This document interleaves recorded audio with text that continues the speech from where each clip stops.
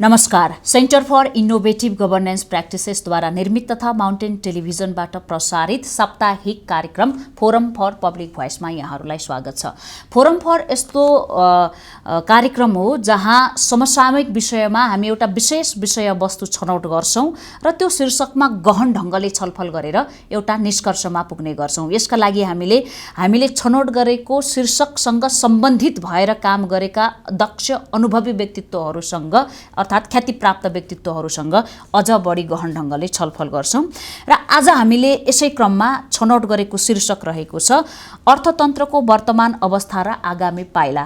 अहिले नेपालको अर्थतन्त्र सङ्कटको डिलमा छ भनेर चौतर्फी रूपमा एउटा प्रश्न उठिराखेको बेला मुलुकको अर्थतन्त्र किन कमजोर बन्दै गएको हो त? यसका पछाडि के कारण छन्? अर्थतन्त्र कमजोर हुँदै जाँदा यसका असरहरू कस्ता छन्? धेरैजसो उद्योगी व्यवसायीहरू मुलुकबाट पलायन हुने वा आफ्नो क्षेत्रबाट पलायन हुने अवस्थामा पुगेका छन् भनेर भन्दै गर्दाखेरि यो अवस्था सृजना हुनुको पछाडिका कारण कमजोरी वा यसमा सुधार गर्नका लागि अब कुन पक्षले के गर्नु पर्ला? आज हामी यो विषयमा बढी केन्द्रित रहनेछौँ र यो कार्यक्रममा म सबैभन्दा पहिला यस कार्यक्रमका संयोजक नेपाल सरकारका पूर्व सचिव कृष्णहरि बास्कोटाज्यूलाई स्वागत गर्न चाहन्छु। यहाँलाई स्वागत छ बास्कोटा सर।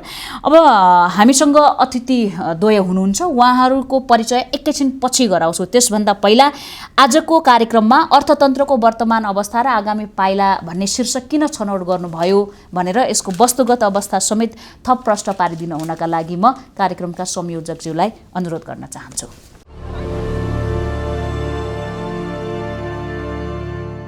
आज म मुलुकको अर्थतन्त्रको अवस्थाको बारेमा र वे फरवर्डको बारेमा केही आफ्नो अभिमत निवेदन गर्ने जमर्को गर्दैछु। नेपाल राष्ट्र बैंकले चालु आर्थिक वर्ष 80-81 को पहिलो 3 महिनाको अर्थतन्त्रको समष्टिगत विवरण सार्वजनिक गरेको छ, जसअनुसार वार्षिक बिन्दुगत आधारमा उपभोक्ता सूचकाङ्कमा आधारित मूल्यस्फीति 7.5% रहेको जनाइएको छ।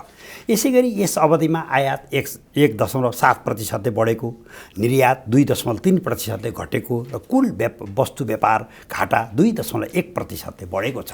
साथै विप्रेषण आप्रवाह नेपाली रुपैयाँमा 30%ले र अमेरिकी डलरमा 25.9%ले बढेको छ। यस अतिरिक्त शोधनान्तर स्थिति 79 अर्ब 7 करोडले बचत रहेको छ भने कुल विदेशी विनिमय सञ्चिति 1643 अर्ब 9 करोड र अमेरिकी डलरमा 12 अर्ब 33 करोड रहेको छ।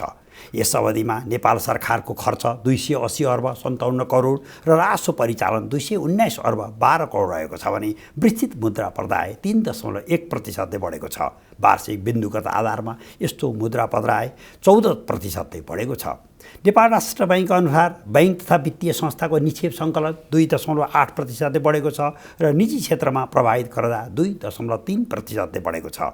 साथै वार्षिक बिन्दुगत आधारमा निक्षेपको वृद्धि दर 14.9% र निजी क्षेत्रमा प्रभावित कर्जाको वृद्धि दर 4.8% रहेको छ।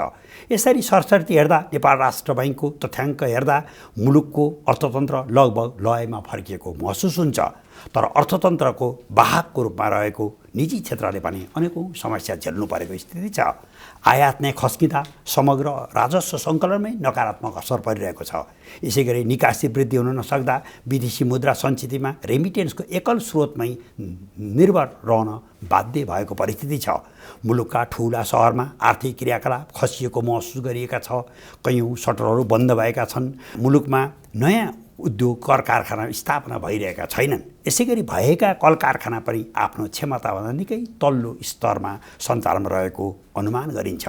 आम युवाहरू वैदेशिक रोजगारमै जान इच्छुक देखिन्छन्, जसको कारण आन्तरिक बजारमा दक्ष जनशक्तिको प्रचुर अभाव खड्किएको छ। उद्योगी र व्यवसायीहरूले अपेक्षाअनुसार बैंकबाट ऋण पाउन सकिरहेका छैनन्। हुन त बैंकसँग ऋण योग्य रकम नभएको भने होइन, तथापि तालमेल भने मिलिरहेको छैन।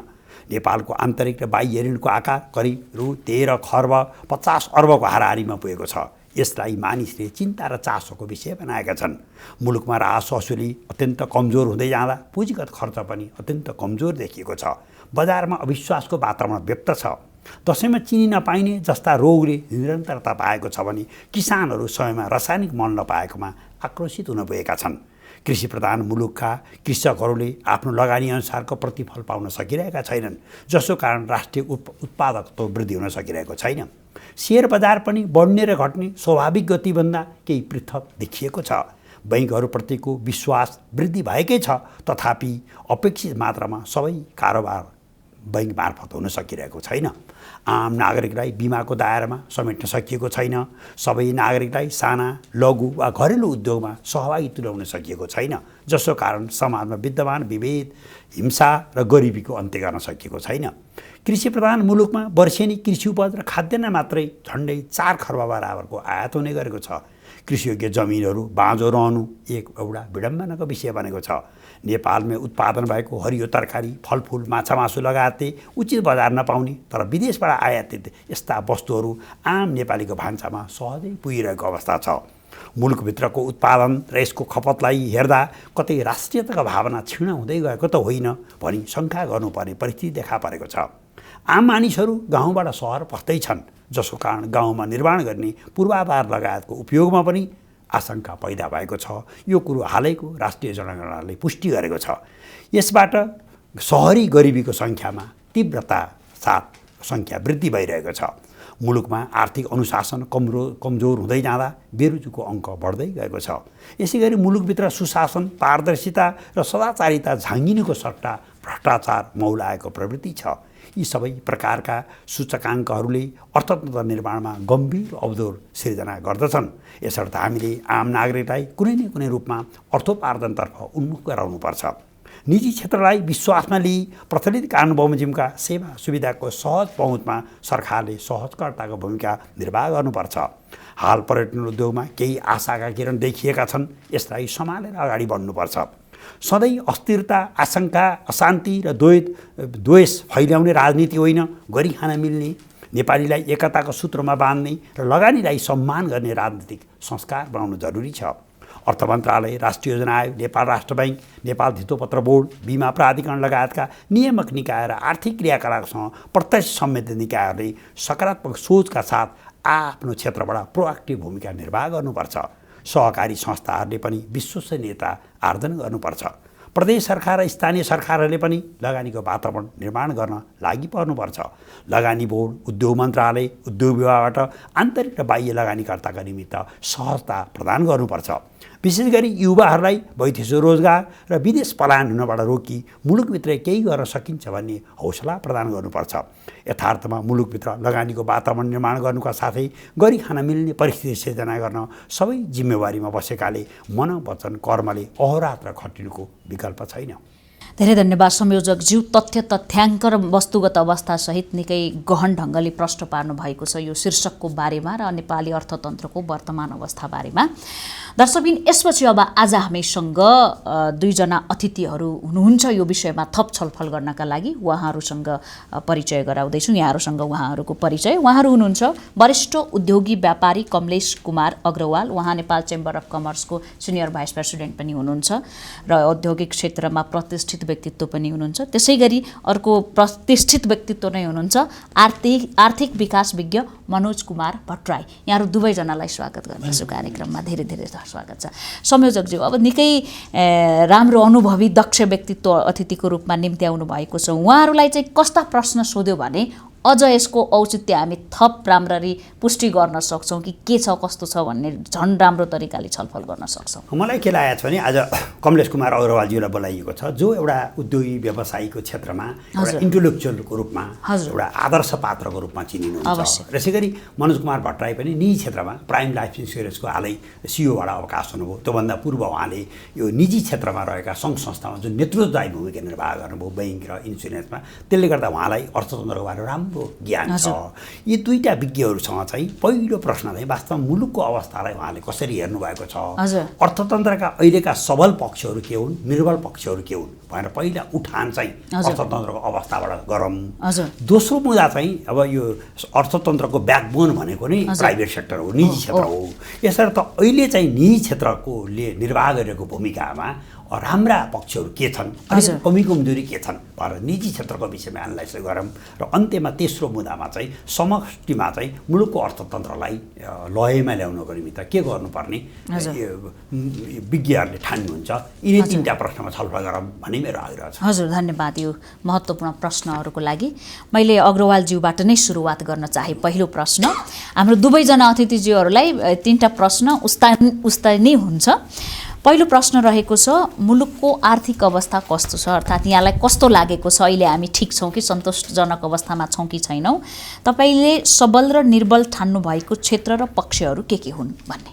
अहिले यहाँले जुन प्रश्न गर्नुभयो नि, सबभन्दा अगाडि जुन अहिले हाम्रा पूर्व अर्थ सचिवजीले जुन तथ्याङ्क प्रस्तुत गर्नुभयो त्यसलाई म अलिकति अपडेट गर्न चाहन्छु। 3 महिनाको तथ्याङ्कले आयात 1.7% बढेको देखाइरहेछ, तर 4 महिनाको तथ्याङ्कले आयात पनि 3.79% घटेको छ र निर्यात चाहिँ 2.3% घटेको देखाइरहेछ। अहिले त्यो चाहिँ 7.68% 1 महिनाको एभरेज राख्दाखेरि पुगिसकेको छ। यसले के देखाउँछ भने हाम्रा अर्थतन्त्रका जुन आर्थिक गतिविधिसँग सम्बन्धित निजी क्षेत्रले गर्नुपर्ने कार्यहरूका तथ्याङ्कहरू घटिरहेका छन्। तर के छ भने केन्द्रीय ब्याङ्कले जुन कारणले गर्दाखेरि सङ्कुचित मौद्रिक नीति लिएर आयो, त्यो भनौँ न कोभिड पछिको अवस्थामा एउटा त विदेशी मुद्राको सञ्चिति घटेर हो, त्यसपछि हाम्रो शोधनान्तर खाता, बचत खाता सबै ऋणात्मक भएका कारणले ती सबैमा राम्रो सुधार भइसकेको छ। जबकि तपाईँको अहिलेको अवस्थामा हेर्दाखेरि झन्डै 10.3 महिनाको तपाईँको यो आयात र सेवाको विदेशी मुद्रा हाम्रो सञ्चित। यस्तो अवस्थामा पनि हामीसँग अहिले सङ्कुचित मौद्रिक नीति नै विद्यमान छन् क्या तपाईँको। एउटा त कुरा त्यो हो। र एउटा कुरा म अब अर्थतन्त्रको विद्यमान अवस्थाको बारेमा निश्चय नै नेपालको अर्थतन्त्र अत्यन्त कमजोर अवस्थामा छ। 80% भन्दा बढी योगदान रहेको निजी क्षेत्र अहिले एकदम कठिन अवस्थामा गुज्रिरहेको छ। निजी क्षेत्र ब्याङ्कको कर्जा र ब्याज तिर्न नसकेर उद्यमी व्यवसायीहरू छटपटाइरहेका छन्। तपाईँको उद्योग धन्दा कल कारखाना झन्डै आधा क्षमतामा मुस्किलले चलिरहेका छन्। तपाईँको मूल्य वृद्धि बढ्दै गएको छ। धेरै साना मझौला तथा ठुला व्यावसायिक प्रतिष्ठानहरूले कर्मचारीहरू कटौतीतिर लागिसकेका छन्। खर्च धान्नलाई व्यावसायिक पूर्वाधारहरू, पसल, गोदाम, सटरहरू प्राय खाली जस्तो अवस्थामा छ। बजारमा पैसा छैन, उपभोक्तासँग पैसा छैन, उपभोक्तासँग पैसा नभएर माग कहाँबाट आउने हो? उद्यमी व्यवसायीसँग पैसा छैन तपाईँको। यसले गर्दाखेरि के छ, बजार एकदम अत्यन्त शिथिल अवस्थामा छ। तर हाम्रा नेपाल सरकारको भनौँ न अब केन्द्रीय ब्याङ्कका त इन्डिकेटर राम्रो। अहिलेको अवस्थामा ती इन्डिकेटरहरूको आधारमा कोभिड अगाडिको स्थितिमा यदि हामी पुग्न सक्यौँ भने नि तपाईँको मलाई लाग्छ आर्थिक गतिविधि चलायमान बनाउन हामीलाई मद्दत मिल्छ। दुईटा महत्त्वपूर्ण कुराहरू म त्यो सङ्कुचित मौद्रिक नीतिको कुरा गर्छु म। एउटा त उच्च ब्याज दर प्रिभेल छ। विगतमा जति पनि उद्योग व्यवसायहरू यति स्थापना भएका छन् त्यो सिङ्गल डिजिटको ब्याज दरमा लिएर त्यसलाई अपरेसनमा आज एकैचोटि डबल डिजिटको जुन ब्याज दर भयो त्यसले उद्यमी व्यवसायीहरू त्यो न त त्यो कर्जाको किस्ता तिर्न सक्षम छन् न तपाईँको त्यो ब्याज तिर्न सक्षम छन्। अर्को कुरा अघि हाम्रा संयोजकज्यूले स्पष्ट भन्नुभयो कि अहिले पनि अहिले त तरलताको समस्या त छैन, तर उद्यमी व्यवसायीहरू नै त्यो तरलतामा आकर्षित छैनन्। किन छैनन् भने उच्च ब्याज दरमा विगतमा लिएको कर्जा त तपाईँको किस्ता र ब्याज तिर्न नसकेको अवस्थामा नयाँ कर्जा र ब्याज उच्च दरमा लिनु भनेको त उच्च जोखिमपूर्ण अवस्था हुन्छ नि त, त्यसैले आकर्षित नभएको। दोस्रो कारण एउटा अर्को महत्त्वपूर्ण छ के भने वित्तीय पहुँच, एक्सेस टु फाइनान्स, त्यसलाई पनि केन्द्रीय ब्याङ्कको चालु पुँजी कर्जा निर्देशिकाले नियन्त्रित गरिदिएको छ क्या। त्यसले गर्दाखेरि पनि वित्तीय पहुँच पनि त्यति सहज छैन उद्यमी व्यवसायको लागि। यी दुई कारणले गर्दाखेरि यसले बजारमा भनौँ न उद्यमी व्यवसायी ऋण लिन पनि आकर्षित छैनन्, नयाँ उद्योग धन्दा खोल्न पनि आकर्षित छैन। यो अवस्था हो त्यसको। यहाँको निष्कर्ष सरकारको अर्थात् नेपाल राष्ट्र ब्याङ्कको मौद्रिक नीति लगायतका नीतिकै कारण व्यापारीहरू अर्थात् मुलुकको निजी क्षेत्र र अर्थतन्त्र बिमार अवस्थामा छ। अब एउटा पनि अझै जोड दिउँ, अब यसै यहाँले यो कुरा निष्कर्षकै कुरा गर्नुभयो नि, अब अर्को पनि छ। अब यो सङ्कुचित मौद्रिक नीतिले आर्थिक गतिविधिमा त शिथिलता आयो, त्यो आर्थिक गतिविधिको शिथिलताले गर्दाखेरि तपाईँको त्यसको प्रभाव वित्त नीतिमा पर्यो।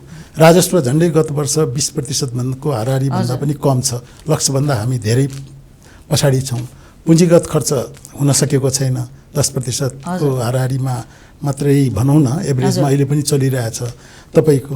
यस्तो अवस्थामा सरकारको न त पुँजीगत खर्च हुनु, सरकारले यो बजारबाट आन्तरिक ऋण उठाइरहेछ तपाईँको, सरकारले आफ्नो चालु खर्च चलाउनलाई आन्तरिक ऋण उठाइरहेछ।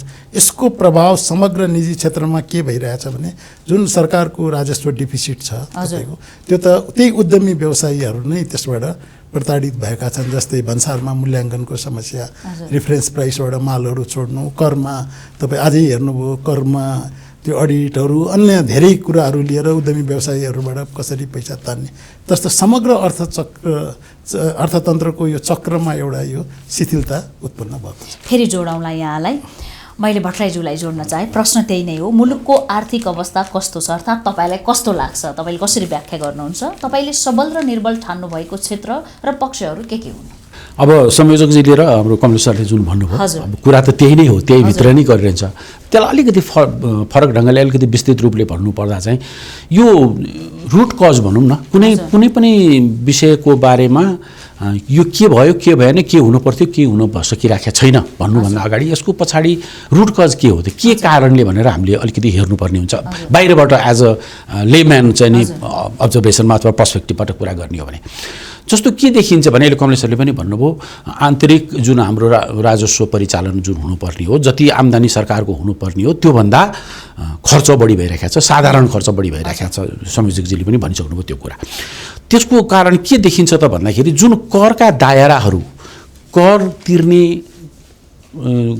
जो चाहिँ भनौँ न अब करदाताहरू को जुन एउटा अवस्था छ त्यसलाई एकचोटि अलिकति चाहिँ विस्तृत रूपले चाहिँ अध्ययन गर्नुपर्ने हो कि जस्तो पनि देखिन्छ। कस्तो देखिन्छ भने जसले कर तिरिराखेको छ त्यो वर्गलाई अझ कर थप्दै जाने, करको दर बढाउँदै जाने र करको मात्रा बढाउँदै जाने किसिमको चाहिँ गतिविधि जस्तो देखियो।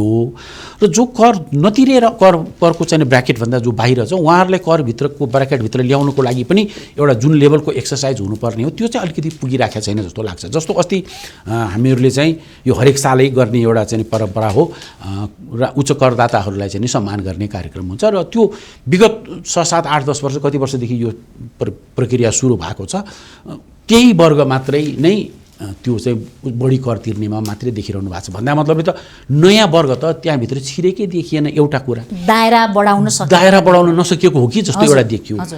मैले भने त्यसको चाहिँ अध्ययन हुनुपर्ने जरुरी छ। अर्को कस्तो देखियो भने जुन सेक्टर चाहिँ नि अब त्यो बाहिर जानै सक्दैन त्यसलाई चाहिँ नि अनि बढाएर करको दर बढाएर गएको छ। अब सामान्य कुरा गर्ने हो भने बैंकको ब्याजमा कुरा गरौँ हैन, अहिले कमलेश सरले पनि भन्नुभयो ब्याज दर चाहिँ एक सिंगल डिजिटबाट डबल डिजिट जाँदाखेरि व्यापारीहरूलाई चाहिँ धेरै ठुलो मर्का परिरहेको छ। व्यापारीहरू कर्जा लिन अग्रसर भइरहनु भएको छैन। त्यसले गर्दाखेरि त मुलुकको संयन्त्र जुन छ, आर्थिक संयन्त्र जुन चाहिँ उत्पादनशीलता जुन बढ्नुपर्ने हो, जीडीपी जुन बढ्नुपर्ने हो, जुन भ्यालु एडिसन आउनुपर्ने हो त्यो कुरामा नै असर पारिरहेको छ। अब बैंकमा राखेर कसैले चाहिँ नि भनौँ न 4 करोड चान्चुन त निक्षेपकर्ताहरू छन् यो देशमा। ती 4 करोड चान्चुन निक्षेपकर्ताले निक्षेप राखेकोलाई 17-18 लाख चान्चुनले चाहिँ बरो गर्ने हो। त्यो 4 करोड 91 लाखलाई 5% को चाहिँ जुन ब्याजमा चाहिँ नि कर लाग्थ्यो त्यो बढाएर 6% गरियो कि। किन त्यो चाहिँ त ठ्याक्कै आफ्नै पन्जामा थियो, त्यो पन्जाभित्रकोलाई फेरि अझ थप गर्ने भयो। त्यो गर्नुभन्दा निक्षेपकर्तालाई अझ बढी प्रोत्साहित गरेर चाहिँ नि ब्याजको दरमा चाहिँ लगाएको कर घटाएर अरूलाई चाहिँ जुन इन्फर्मल सेक्टरमा जुन चलायमान भइराखेको छ नगद त्यो चाहिँ भित्र आकर्षित गर्नुपर्नेमा उल्टो अब चाहिँ आकर्षित भइसकेका वर्गलाई पनि अझ अनाकर्षित गर्ने जस्तो खालको भएको हो कि भन्ने पनि एउटा हेर्नुपर्ने हुन्छ। र अर्को चाहिँ म जहिले पनि बारम्बार के भन्ने गर्दछु भने हाम्रो व्यापारी साथी वर्गहरूलाई पनि कि हाम्रो जुन बैंकको ब्याज दरको कारणले गर्दाखेरि व्यापारीहरूलाई जुन अप्ठ्यारो पर्यो भन्ने हामी बारम्बार सुन्ने आउँछौँ। समग्रमा चाहिँ कुनै पनि वस्तुको मूल्य निर्धारण गर्दा अथवा मूल्य तोक्दाखेरि व्यापार गर्दा अथवा व्यवसाय गर्दा अथवा उद्योग धन्दा गर्दा कुनै चिज उत्पादन गर्दा त्यो लागतमा त्यो ब्याज दरको भार कति हो र त्यो कति दरको भारको कारणले गर्दाखेरि अप्ठ्यारो परेको भन्ने कुराको पनि एकचोटि डिटेलमै विश्लेषण गरेर हुनुपर्ने हुन्छ। किनभने टोटल प्रोडक्सनमा पर युनिट प्रोडक्सन कस्टमा त ब्याज मात्रैको त भार छैन, त्यसमा त कच्चा पदार्थ छन्, त्यसमा चाहिँ नि अरू डाइरेक्ट एक्सपेन्सेस छन्, अरू इन्डाइरेक्ट एक्सपेन्सेसहरू छन्, अनि फाइनेन्सियल चार्जेसमा बल्ल ब्याजको कुरा आउँछ भन्दाखेरि समग्र रूपमा चाहिँ देशमा उद्योग धन्दा व्यापार व्यवसायमा ब्याज दरको चाहिँ पोर्सन अथवा चाहिँ नि स्टेक कति हो र त्यहाँ उहाँहरूलाई त्यसमा चाहिँ राम्रो किसिमले सुविधा गर्नुको लागि ब्याजको अब सिङ्गल डिजिट भन्दाखेरि त फेरि अर्को पनि प्रब्लम के आउन सक्ला भने कि त बैंकले आफ्नो मुनाफा घटाउनु पर्ने हुनुपर्छ, किनभने डिपोजिटरलाई पनि अलिकति ब्याज दिएन भने डिपोजिटर पनि अट्र्याक्ट हुँदैन, व्यापारीलाई पनि कर्जा दिनको लागि ब्याज चाहिँ सिङ्गल डिजिटमा मेन्टेन गर्नुपर्छ भनेपछि त कहीँ न कहीँ स्प्रेडमै अलिकति मेन्टेन गर्नुपर्ने हुन्छ होला। त्यस कारण यी सबै विषयमा विस्तृत अध्ययन गरेर एउटा चाहिँ बुन्दागत रूपमा प्रष्ट डेटा लिएर आएर कुरा गर्दाखेरि चाहिँ अनि बल्ल ब्याङ्कले कति ब्याज डिपोजिटरलाई दिने, कति ब्याज चाहिँ नि कर्जामा लिने भन्ने पनि एउटा निर्णय गर्नुपर्ने हुन्छ। र अर्को चाहिँ नि जुन विदेशी मुद्रा सञ्चितका कुराहरू पनि अहिले धेरै राम्रो सञ्चित भएको छ होइन, कुनै बेला 6 महिनालाई पनि धान्न नसक्ने जस्तो अवस्था पुगिसकेको विदेशी मुद्राको सञ्चित राम्रो बढेर गएको छ। तर त्यो केमा त भन्दाखेरि अघि नै संयोजकजीले भनिसक्नुभयो, एकल उसमा चाहिँ भन्दाखेरि वैदेशिक रोजगारीमा जाने रेमिटेन्समा मात्रै भर परे भयो। त्योदेखि बाहेकको अरू चाहिँ विदेशी मुद्राका आयामहरू अथवा विदेशी मुद्राका स्रोतहरूको त्यति राम्रो अवस्था देखिएन। आउटफ्लो नै बढी देखियो, इनफ्लो देखिएन। अब सामान्य कुरा गर्ने हो भने अब भनौँ न यो देशमा कसरी अर्थतन्त्र बलियो हुने त ह्युमन रिसोर्स नै पाउँदैन, मान्छे पाउँदैन काम गर्ने। किन पाउँदैन भन्दाखेरि यो देशको मसल पावर पनि छैन, ब्रेन पावर पनि छैन। 12 कक्षा पास गरेपछि त्यो 12 कक्षा पास गर्ने पनि यो देशमा नबस्ने भयो। जसको हातमा अलि पाखुरीमा दम छ ऊ पनि नबस्ने भयो भने त पाखुरीमा दम भएको पनि छैन, बुद्धि भएको पनि छैन भनेपछि त अनि बुढा खाडा लुला लङ्गडा चाहिँ मात्रै बसेर त अनि कसरी चाहिँ नि मुलुकको अर्थतन्त्रमा विकास हुन्छ भनेपछि केही न केही रूपले यसलाई चाहिँ अध्ययन गरेर जानुपर्ने हुन्छ। विदेशी मुद्राको सञ्चित बढाउने कुरामा जस्तो अब हामी इन्फर्मल्ली पनि कुराकानी गर्दाखेरि साथीभाइको बिचमा हामी कुरा गर्छौँ, वर्षको कयौँ अरबौँ रुपियाँ त पढ्न जाने विद्यार्थीले चाहिँ त्यो एनओसी लिए बापतमा सरकारले दिन्छ, त्यो जान्छ, ऊ पनि फर्किँदैन, त्यो लिएर गएको पैसा पनि फर्किँदैन। कमसेकम कुनै एउटा संयन्त्रले ठिक छ ऊ त उतै बसोस्, उसको चाहिँ आफ्नो व्यक्तिगत एउटा चाहिँ स्वतन्त्रता पनि हो, जुनसुकै मुलुकमा गएर जसलाई सुख लाग्छ रमाइलो लाग्छ ऊ त्यही बस्न पाउनुपर्छ होइन। आजको दिनमा चाहिँ जियोग्राफिकल बााउन्ड्री भन्ने कुराको त कुनै महत्त्व छैन, तर पनि त उसले त्यो जाँदाखेरि एनओसी लिएर जाँदाखेरि लगेको जति विदेशी मुद्रा थियो कमसेकम त्यसमा थपेर नल्याए पनि त्यति मात्रै भए पनि फिर्ता ल्याउने एउटा संयन्त्र भयो भने केही हदसम्म चाहिँ त्यसले पनि हामीहरूलाई चाहिँ हाम्रो देशको आर्थिक विकासमा थप टेवा थप सहयोग पुर्याउँछ कि जस्तो लाग्छ। अरू कुरा त अब संयोजकजी लिएर कमलेश सरले भनेकै कुरा यो महत्त्वपूर्ण जवाफका लागि यहाँहरू दुवैजनालाई धेरै धेरै धन्यवाद। संयोजकज्यू, अहिलेको अर्थतन्त्रमा देखिएको सङ्कट भनिएका कुराहरू एकदमै ऐना जस्तै स्पष्ट पार्नु भयो जस्तो लाग्छ मलाई चाहिँ। यो यहाँ दुवैजनाको एउटा भनाइ चाहिँ ब्याङ्किङ ब्याज र किस्ता नै एकदम ठुलो समस्या भयो निजी क्षेत्रलाई भन्ने कुरा, ब्याज घट्छ भन्ने समाचारहरू पनि आइराखेका छन्। वर्ल्ड पेन्डामिक भयो कोभिडको कारणले, त्यो बेला अलिकति सहयोग गर्ने भन्ने कुरा पनि थियो, नेपाल सरकारको बिर्से जस्तो छ। यो समग्र परिस्थिति किन निर्माण भयो र सरकार किन मौन जस्तो देखिएको हो त? वास्तवमा यथार्थ कुरो नै कमलेशजी र मनोज सरबाट आइ नै सकेको छ। हजुर हजुर। यो कोभिड जुन सन् 2019 को अन्तिम डिसेम्बरतिर देखा पर्यो, त्यसपछि एक प्रकारले विश्व ब्याङ्कले अब संसारभरिकै जिडिपीमा झन्डै 2% कमी आउँछ भन्ने प्रक्षेपण गर्यो। एसियाली विकास ब्याङ्क अक्सफोर्डले त करिब झन्डै 20% मुलुकहरू चाहिँ अब गरिबीको रेखामुनि चाहिँ थप झर्छन् भन्ने नै कुरा आयो। आइएलओले त करिब 1.5 अर्ब जति मान्छेको रोजगारीबाट उनले हात धुनुपर्छ भन्ने तथ्याङ्क आयो।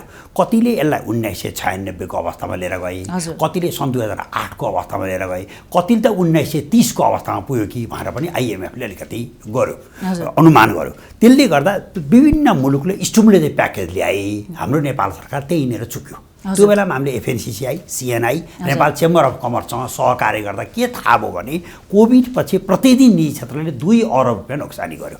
त्यो 2 अर्बमा 90 करोड रुपियाँ त प्रतिदिनको बैंकको ब्याज दर मात्रै थियो, त्यसमा 45 करोड रुपियाँ चाहिँ प्रतिदिनको कर्मचारीको तलब मात्रै थियो हैन त। यसरी हामीले आङ्कलन निकालेका थियौँ। तर निजी क्षेत्र त्यो पोइन्टबाट चाहिँ अलिकति खस्किँदै गएको निजी क्षेत्रलाई चाहिँ हामीले पुनर्कर्जा दिने पनि भन्यौँ। एसएमइजहरूको निमित्त चाहिँ विशेष 2 वर्षको निमित्त चाहिँ अलिकति निर्ब्याजी 5% कम ब्याज दरको लगानी गर्ने र 1 खर्ब रुपियाँको चाहिँ राष्ट्र ब्याङ्कमा कोष पनि बनायौँ। तर यी सबै मलमपट्टिबाट राम्रोसँग काम गर्न सकेनौँ, जसको अवस्था चाहिँ अहिले अन्तर्राष्ट्रिय रूपमा हेर्दा डुइङ बिजनेस इन्डेक्स पनि हाम्रो खस्केकै अवस्था आयो, कम्पिटिटिभनेस पनि खस्केकै देखियो, करप्सन पर्सेप्सन इन्डेक्सनमा पनि हामी अगाडि बढ्न सकेनौँ।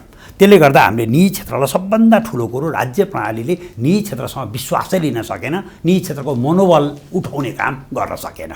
दलहरू पनि धेरै भए, 8-10 वटा दल मिलेर सरकार बन्यो। यो नियमकारी निकायमा महत्त्वपूर्ण बलियो मानिने चाहिँ अर्थ मन्त्रालय र राष्ट्र बैङ्क हो। यो अर्थ मन्त्रालय र राष्ट्र बैङ्कको बिचको नेतृत्वमा पनि एक प्रकारले एकरूपता कायम गर्न सकिएन। यो वित्तीय नीतिलाई मौद्रिक नीतिले त कम्प्लिमेन्ट्री सप्लिमेन्ट्री गर्ने हो।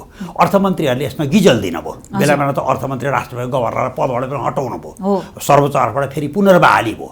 राष्ट्र बैङ्कले ब्याज दरमा हेर्न पर्नेमा अर्थमन्त्री एक कदम अगाडि बढेर म नै ब्याज दर घटाउँछु या समायोजन गर्छु, सिङ्गल डिजिटमा ल्याउँछु भन्न थाल्नुभयो। त्यसले गर्दा के देखियो भने उहाँहरूको बिचमा जुन किसिमको एउटा असमझदारी बढेको छ त्यसले सबै कुरालाई बिगार्यो र कर्मचारी तन्त्र पनि अहिले धेरै जिम्मेवार देखिएन।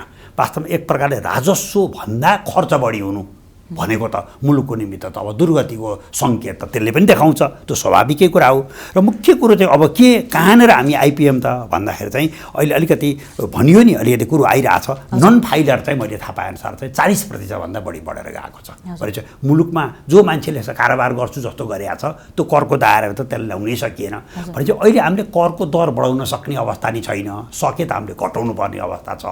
नयाँ करका दर नआउने। यो वर्ष चाहिँ मैले पनि पूर्व अर्थ सचिवको नाताले अर्थमन्त्रीलाई कैयौँ फोरमबाट सरसल्लाह दिएँ। कुनै पनि हालतमा 15 खर्बभन्दा बढीको बजेट त्यसले हुनै सकिन्न। भनेको आकार बढाउनुको निमित्त भनौँ न अब सरकारका अनेक 8 वटा 10 वटा दलका छ अनेक आकाङ्क्षा पुरा गर्न हामीले 17.5 खर्ब 18 खर्बको हाराहारीको बजेट ल्यायौँ, जसले गर्दा राजस्व 12 खर्ब रुपियाँ राख्यौँ। अहिले राजस्वको अवस्था हेर्दा मासिक रूपमा हेर्दा 60-70 अरबभन्दा बढी आउन महिनाको नसके भए त झनै 5 महिनाको 6 महिनाको अवधि हामीले हेर्दा त राजस्व त यो साल 10 खर्ब पनि नपुग्ने अवस्था आयो। ठिकै हो कमलेजीले भन्नुभयो। हामीले 17.5 खर्बको बजेटको आकार भयो भने 3 खर्ब प्लस त हाम्रो सामा ब्याज पनि तिर्नमा छ यो वर्ष। पुँजीगत बजेट केवल 3 खर्बको पनि छैन। 3 खर्बमा हामी चाहिँ 10% भन्दा पनि पुँजीगत बजेट खर्च गर्न सकेका छैनौँ। बाहिर बजारमा सुनिए अनुसार निर्माण व्यवसायीको नै झनै 80-90 अरब रुपियाँ भुक्तानी दिन बाँकी छ। सबै किसिमले दिनुपर्ने रकम पनि दिन सकेन। त्यसले गर्दा कतै न कतै सरकारको सञ्चालनमा रहेका मानिसहरूको बिचमा जो पदाधिकारी जिम्मेवारीमा हुनुहुन्छ उहाँहरूले आफ्नो जिम्मेवारी उचित किसिमले पुरा गर्न सक्नु भएन र निजी क्षेत्रलाई विश्वासमा लिन नसक्दाको अवस्था चाहिँ अलिकति अहिले चाहिँ देखिएको यो बजार चाहिँ अलिकति के भनौँ चित्त दुखाइ भएको एउटा चाहिँ बिलो द स्ट्यान्डर्डमा रहेको अलि बिजनेस इन्भाइरोमेन्ट नभएको जस्तो देखिएको छ। यसर्थ नेपाल सरकार जतिसक्दो छिटो अगाडि बढ्नुपर्छ। प्रधानमन्त्रीले सबै सरकारी पदाधिकारी निजी क्षेत्रसँग बसेर छलफल गर्नुभयो। मैले थाहा पाएअनुसार चाहिँ त्यो छलफलबाट के निष्कर्ष निचोड निस्क्यो भने आर्थिक क्षेत्रमा होइन, अब चाहिँ म्यानेजमेन्टको क्षेत्रमा प्रशासन व्यवस्थापनमा चाहिँ हिट गर्न पर्यो। र प्रधानमन्त्री फेरि भरे भोलि अब व्यवस्थापनमा के सुधार गर्ने भन्ने विषयमा सम्मेलन गर्दै हुनुहुन्छ भन्ने कुराको जानकारी छ। यसर्थ भएका चिजलाई राम्रोसँग परिचालन गर्न नसकेको अवस्था चाहिँ अहिले हो भन्ने मलाई लाग्छ। धेरै धेरै धन्यवाद यो विश्लेषणात्मक जवाफका लागि यहाँलाई। अब हामी दोस्रो प्रश्नमा जान चाहे मैले अग्रवालज्यूबाट नै सुरु गर्न चाहन्छु। अर्थतन्त्रको संवाहकका रूपमा रहेको निजी क्षेत्रको अवस्था कस्तो छ, अर्थात् यहाँहरूले कसरी समस्याको फेस गरिराख्नु भएको छ भन्ने कुरा आयो। यसमा यिनले निर्वाह गरेको भूमिकाप्रति तपाईँको सकारात्मक र नकारात्मक टिप्पणी के छ?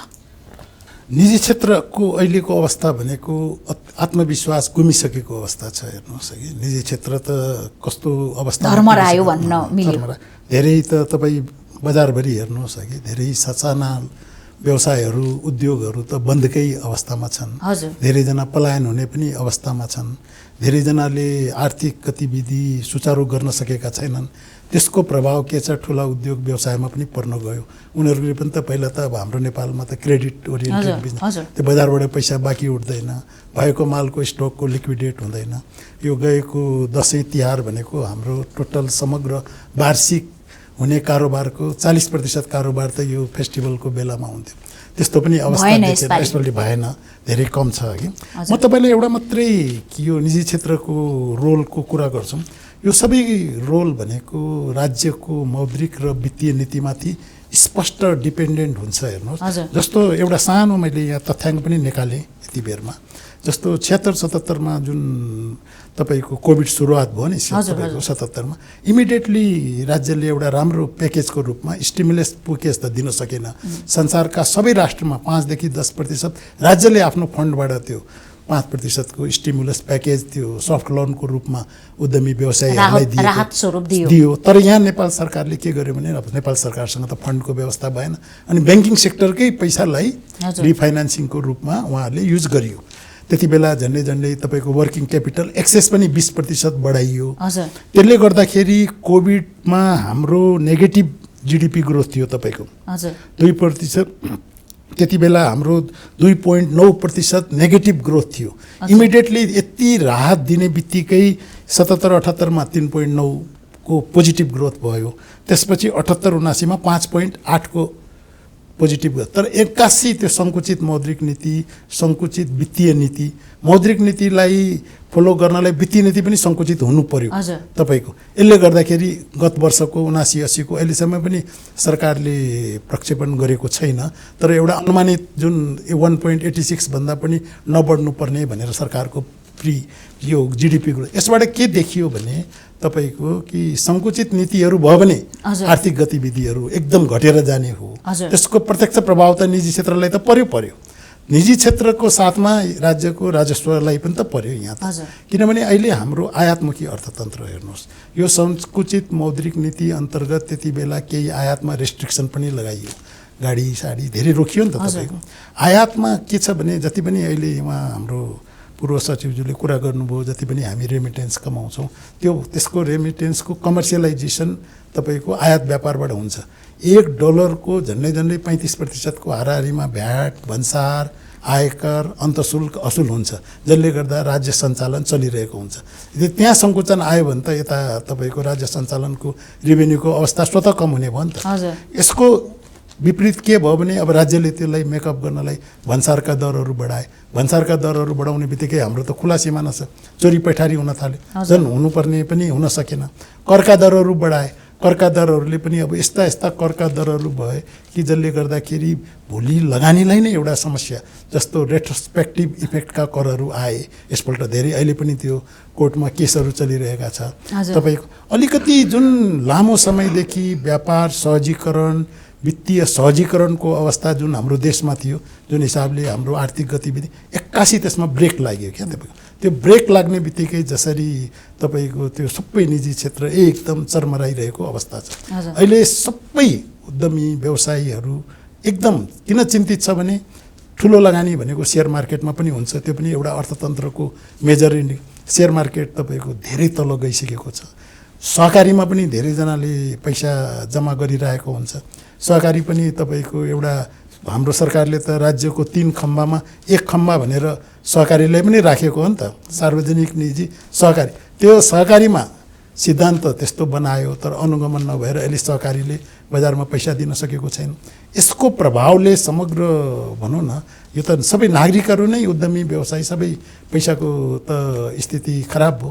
यसले गर्दाखेरि अहिले हाम्रो अर्थचक्र एकदम शिथिल अवस्थामा छ। यदि सरकारले, राज्यले कुनै विशेष, अब जस्तो अहिले उहाँले हाम्रो पूर्व सचिवजीले भन्नुभयो कि प्रधानमन्त्रीजीले पनि सबै कुराहरू सबैलाई सबै थाहा छ, तर मौद्रिक नीतिमा, वित्तीय नीतिमा जुन एउटा सहजीकरण आउनुपर्ने हो नि, त्यो अहिलेसम्म आएको छैन।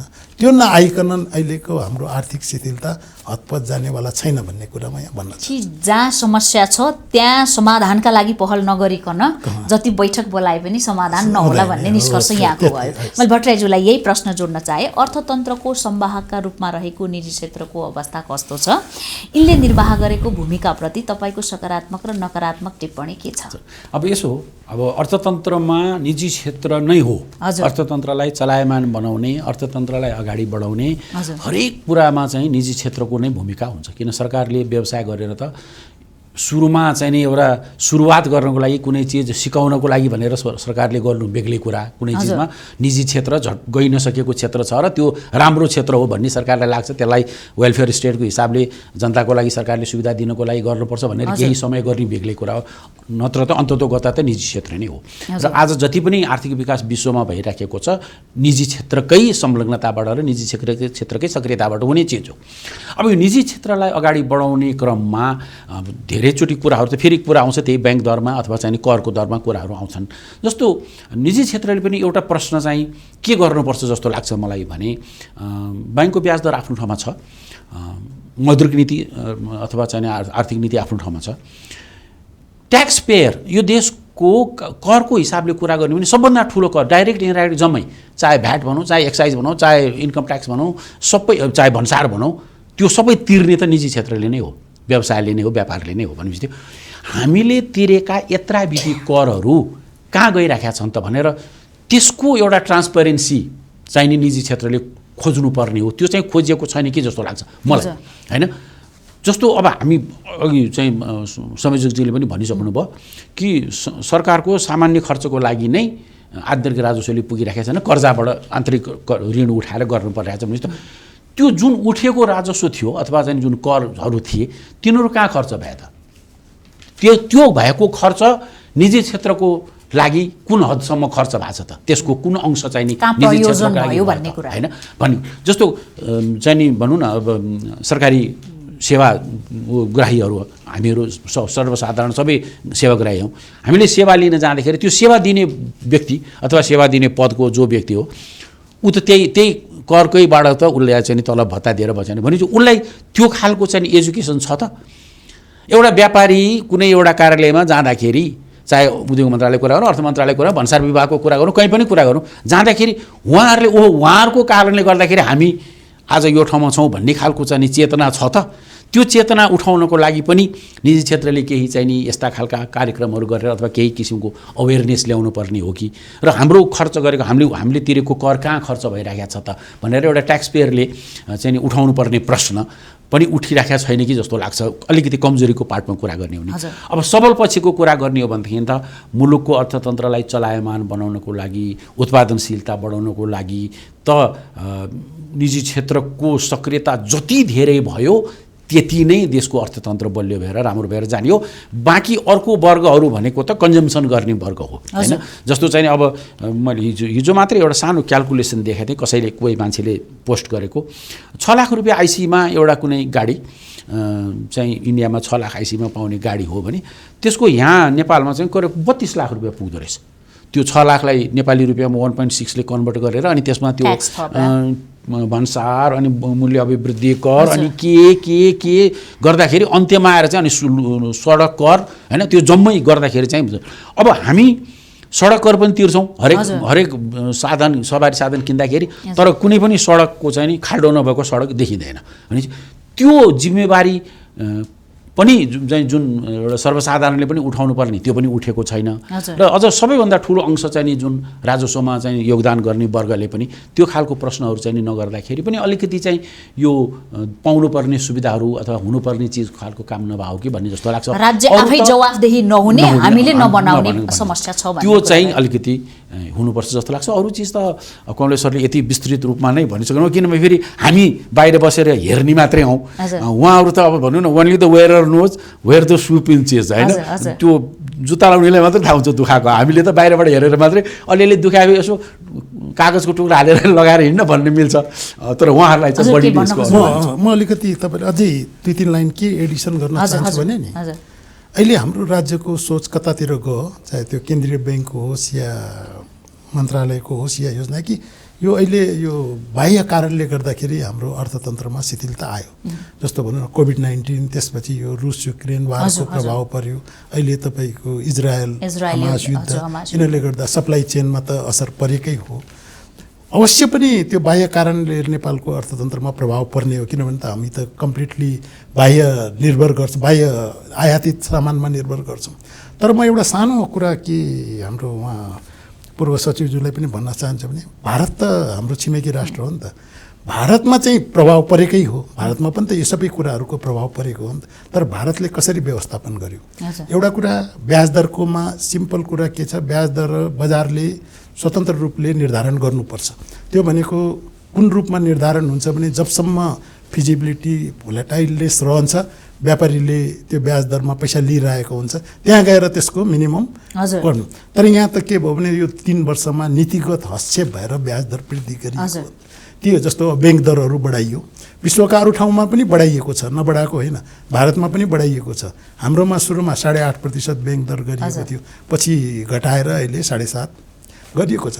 भारतमा पनि अहिले 6.5, तर त्यहाँ लेन्डिङ रेट चाहिँ तपाईँको 8%, 9%को हाराहारीमा अहिले पनि छ कि तपाईँको। त्यो भनेको कुशल व्यवस्थापन म लिन्छु। हेर्नुहोस् त्यहाँ इन्फ्लेसन रेट पनि त्यहाँ कन्ट्रोल छ। हेर्नु अहिले 4 महिनाको मात्रै मैले तथ्याङ्क लिएर आएको थिएँ, त्यहाँ 4.8% छ, जबकि नेपालमा 7.5 पुगिसक्यो तपाईँको।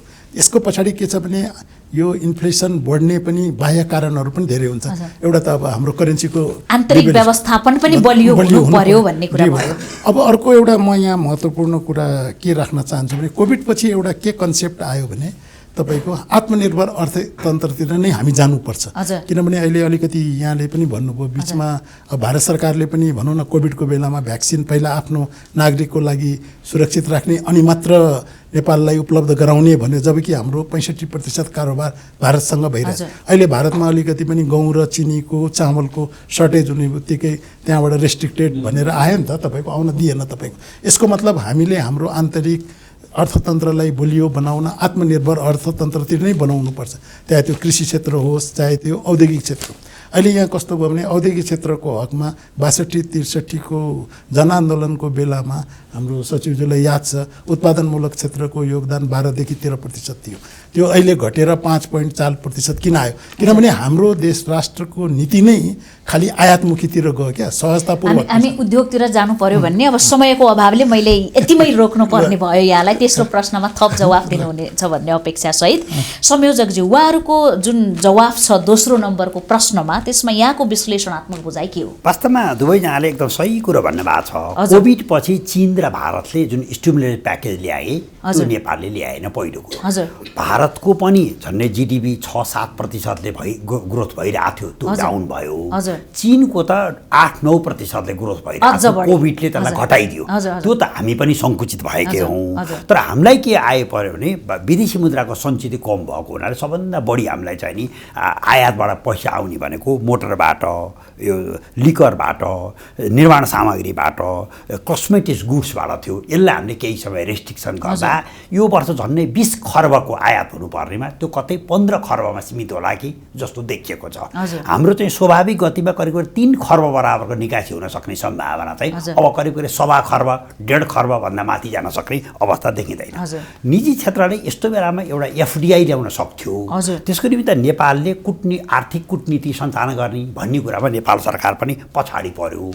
अहिले निजी क्षेत्रमा चाहिँ अलिकति हामीले उद्योग भर्सेस व्यापारमा अलिकति उद्योगलाई बढी बढावा दिन पाए भए सरकारले पनि औद्योगिक व्यवसाय सम्बन्धी ऐनमा जुन सुविधाहरू दिएको छ, म राष्ट्रियकरण गर्दिनँ, यी सुविधा दिन्छु भनेको छ, ती कुरामा हामी राम्रोसँग जान सकेनौँ। जहाँसम्म पेट्रोलियम पदार्थको आयातबाट हाम्रो नेपाल सरकार राजस्व राम्रो आउँथ्यो, अब हामी बिस्तारै इभीको गाडीमा गयौँ। इभीको गाडीमा गएपछि राजस्व त आएन, तर नेपालको आन्तरिक विद्युत शक्तिबाट चाहिँ राजस्व बढ्नु पर्थ्यो। त्यसको रिफ्लेक्सन यहाँ हामीले ल्याउन सकेनौँ। जहाँसम्म हाम्रो नेपालमा भएको चाहिँ महँगी नियन्त्रणको निमित्त बजार अनुगमनलाई अलिक प्रभावकारी गर्ने र सरकारले तोकेका 29वटा अत्यावश्यक वस्तु शुभ मूल्यको पसलमा सञ्चालन गर्ने, यो कुरा चाहिँ निजी क्षेत्र र सरकारको बिचमा तारतम्य हुनु पर्थ्यो। यी तारतम्य हुन नसक्दाखेरि चाहिँ अहिले यो अवस्था आयो। र सारमा चाहिँ म पनि कमलेशजीको कुरामा के सहमत छु भने जतिसक्दो छिटो, अहिले पनि ढिलो भएको छैन, वित्तीय नीति र मौद्रिक नीतिको माध्यमद्वारा निजी क्षेत्रलाई अलिकति काम गर्न सक्ने वातावरणको निमित्त चाहिँ सरकारले एक कदम चाहिँ त्यसमा कुनै किसिमले मन खुल्ला गरेर कुन हदसम्म वित्तीय नीतिमा लचकता कायम गर्न सकिन्छ, कुन हदसम्म मौद्रिक नीतिमा लचकता कायम गर्न सकिन्छ, त्यो चाहिँ कुनै पनि किसिमको ढिला नगरिकन यसमा चाहिँ उपचार गर्नै पर्छ। हस्, धन्यवाद। अब तेस्रो प्रश्नमा अलिकति समयको पाबन्दी भयो, अलि हामी 1 र 2 मा राम्ररी खुलेर हामीले सवाल जवाफ गरेका कारणले छोटो र मिठो जवाफको अपेक्षा गरे भट्टराईज्यूबाट। समेष्टमा मुलुकको अर्थतन्त्रलाई सबल र सक्षम तुल्याउन के गर्नु पर्ला? यहाँको रचनात्मक सुझाव के छ? हजुर, अब यसो छ, सुझाव त अघि नै अब यो 2वटा बुँदामा धेरै चाहिँ त्यसैमा छ हैन। सबैभन्दा पहिले त एउटा हाम्रो चाहिँ गहन अध्ययन नै हुन जरुरी भयो कि कहाँ छन् अब मौद्रिक नीति र वित्तीय नीतिलाई पनि त सङ्कुचनबाट चाहिँ अलिकति लचकता ल्याउनको लागि गर्नुपर्ने चाहिँ कुन कुन क्षेत्र बढी प्रभावित भएको क्षेत्र हो, कसलाई चाहिँ प्रायोरिटीमा राखेर जानुपर्छ भन्ने कुरा त हेर्नै परिहाल्यो। त्यस कारणले चाहिँ तथ्यगत रूपमा बुँदागत रूपमा एउटा चाहिँ तथ्याङ्क लिएर नै त्यसलाई त्यसमा अगाडि बढ्नुपर्ने हुन्छ।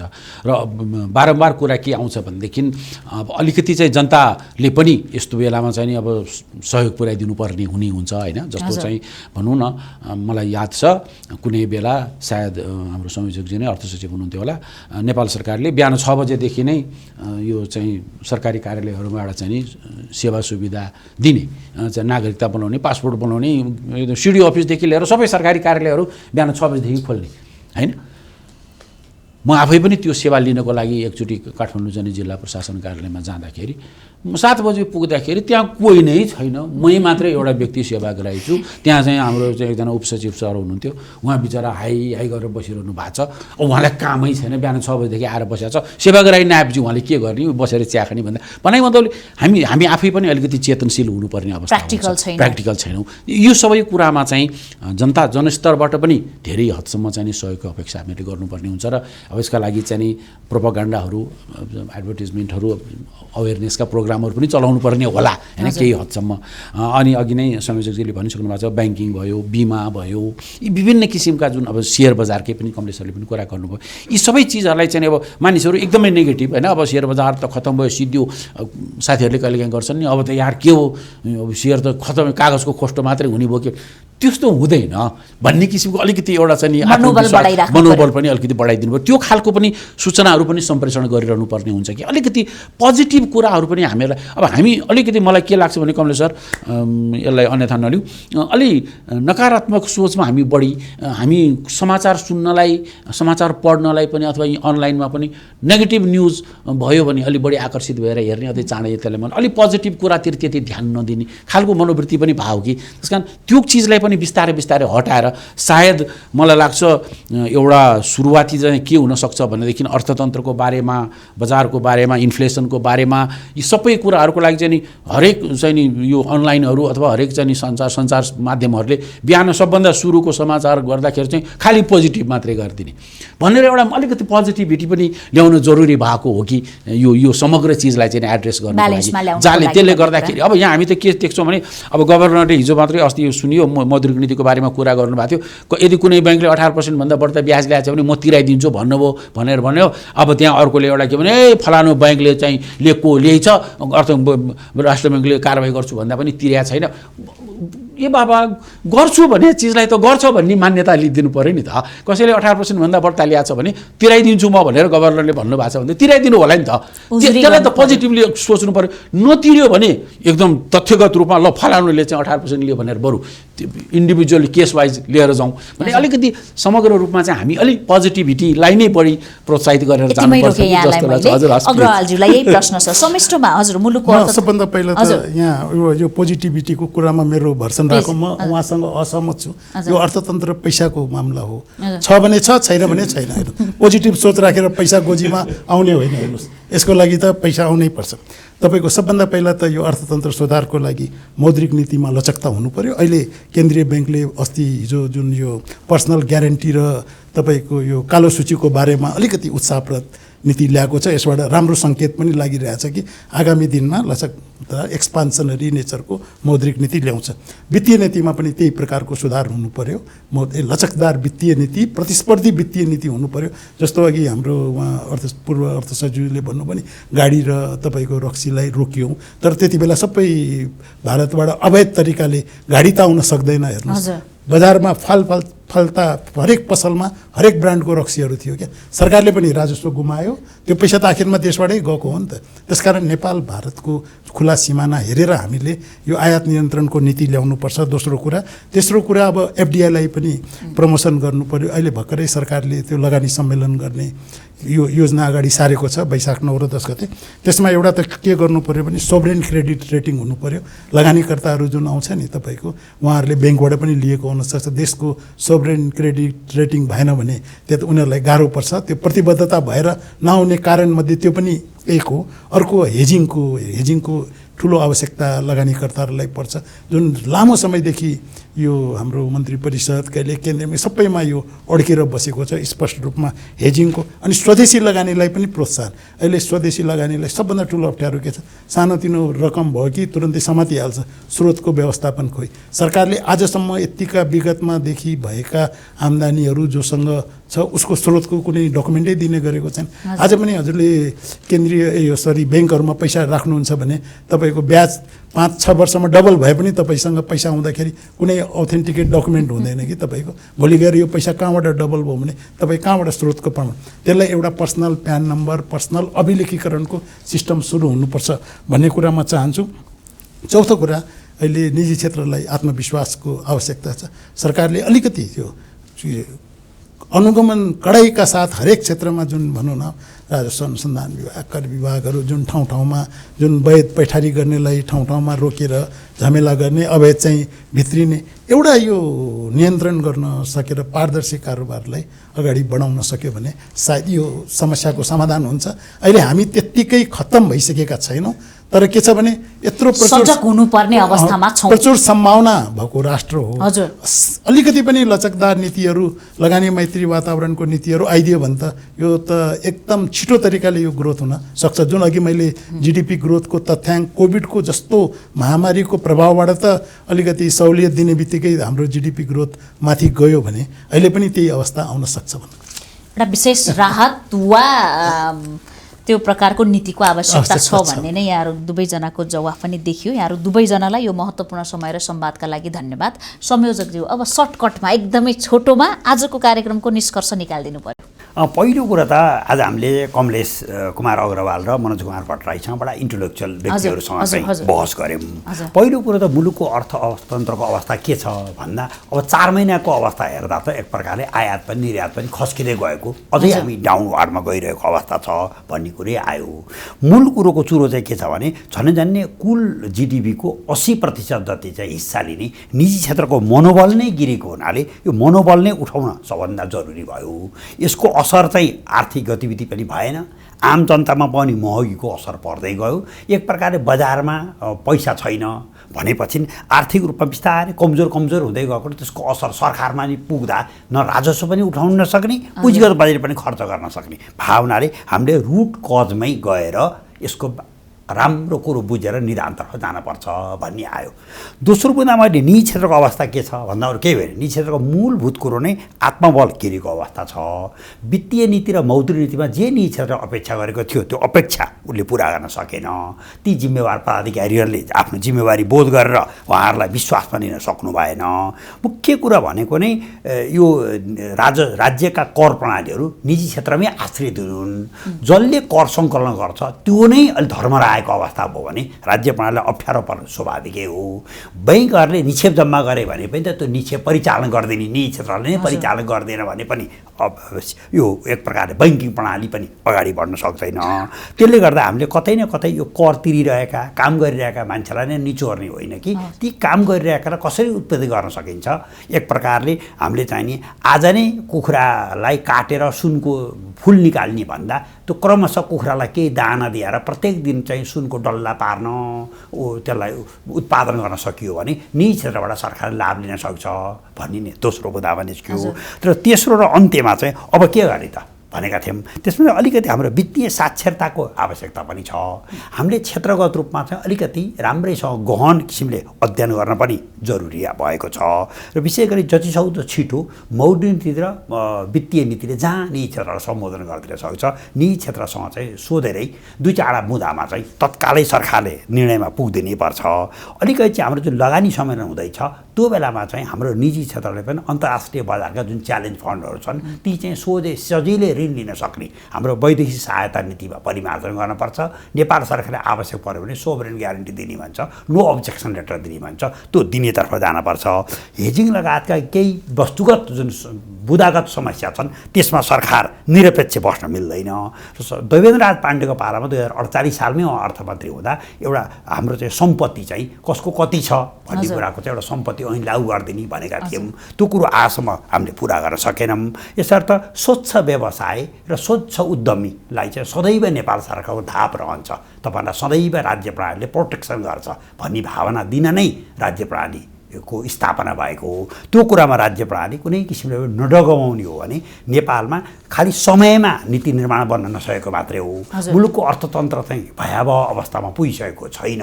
यसर्थ यसलाई उपचार गर्ने चाहिँ जुन चिकित्सकहरू हुनुहुन्छ उहाँहरूले चाहिँ शीघ्र यो आकस्मिकमा बिरामी आइपुगेको छ, छिटो मैले उपचार गरेर बिरामीलाई बचाउनु पर्छ, बिरामीको अवस्था हेर्दा बचाउन सकिने अवस्था छ भन्ने भावना राखेर अगाडि बढ्नुपर्छ भन्ने रोग पाल्नु भएन, यसको छिटो उपचार गर्नु पर्यो भन्ने निष्कर्ष निकाल्नु भयो अर्थतन्त्रको लागि। यहाँहरू दुवैजनालाई धन्यवाद दिँदै संयोजकज्यूलाई पनि धन्यवाद दिन चाहे। दर्शकबिन हामी सेन्टर फर इनोभेटिभ गभर्नेन्स प्र्याक्टिसेसद्वारा निर्मित तथा माउन्टेन टेलिभिजनबाट प्रसारित साप्ताहिक कार्यक्रम फोरम फर पब्लिक भोइसमा थियौँ र हामीले आज छनौट गरेको शीर्षक थियो अर्थतन्त्रको वर्तमान अवस्था र आगामी पाइला। यसका लागि हामीले हाम्रो स्टुडियोमा निम्ति आएका थियौँ वरिष्ठ उद्योगी व्यापारी कमलेश कुमार अग्रवाल, आर्थिक विकास विज्ञ मनोज कुमार भट्टराई। उहाँहरू दुवैजनासँगै कार्यक्रमका संयोजक सहित हाम्रो सम्पूर्ण टिम आजलाई बिदा चाहन्छ। अर्को साता हामी नयाँ शीर्षकका साथ उपस्थित हुनेछौँ। नमस्ते।